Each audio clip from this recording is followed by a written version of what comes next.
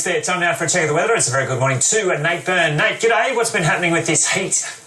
Oh, well, Joe, it has been relentless, especially through the south of the country, that's for sure. By the way, welcome back to Mornings. Oh, cheers, bro. I've missed having chats with you, Joe, although Kirsten did a fabulous job in your absence, but we had been talking about heat all week, and it's not over yet. If you take a look at the satellite picture, it looks pretty much, in fact, we're going to talk later on about this that's going on from the Bureau. We'll do that next hour. From the satellite picture, that's what I want. Get your maps together, Nate. Yeah, sort it out.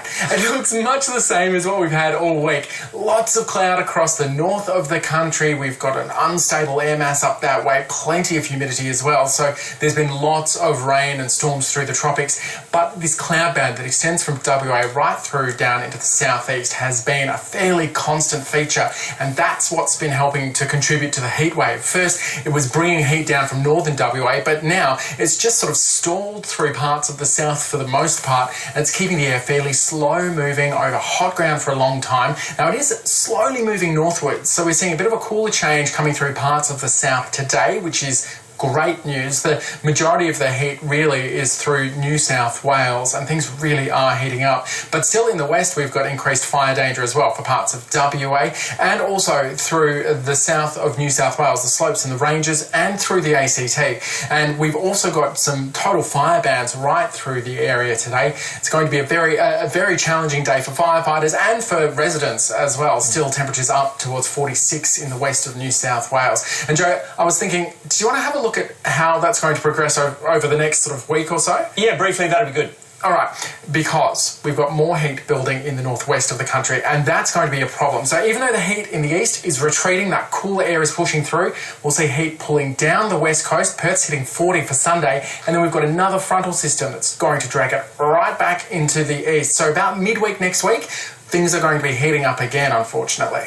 Geez, yeah, those poor farmers doing it tough with the drought still in parts of southern Australia. Okay, so around the states and territories today. All right, let's get up into Queensland, where we'll see more wet and stormy weather across the north. Also some showers along the east coast thanks to onshore winds, most of that around the eastern tropics. Otherwise, it's staying fine. Brisbane's getting to 32 degrees today. Stormy weather extends from the northwest of New South Wales into the southeast, most of that for the southern ranges. It's also going to be hot. We've got some raised dust on the way for the west as well.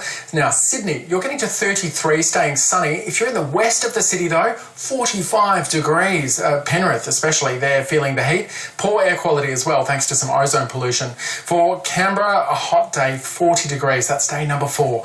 Likely a storm with that as well. Now in Victoria, it's a mostly cloudy day. We've got some wet and potentially stormy weather moving in from the west, though the north should mostly stay dry. Melbourne, it's a shower or two for you. You're getting to 28.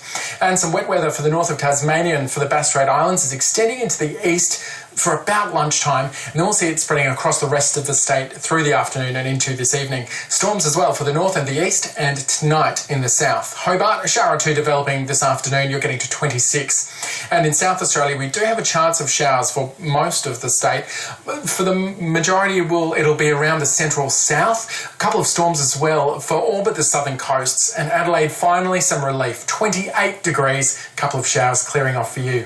Over in Western Australia, there's storms still through the interior and for eastern parts of the Euclid today, just along that trough line. The rest of the south staying fine underneath a ridge. That includes Perth. 32 is the maximum.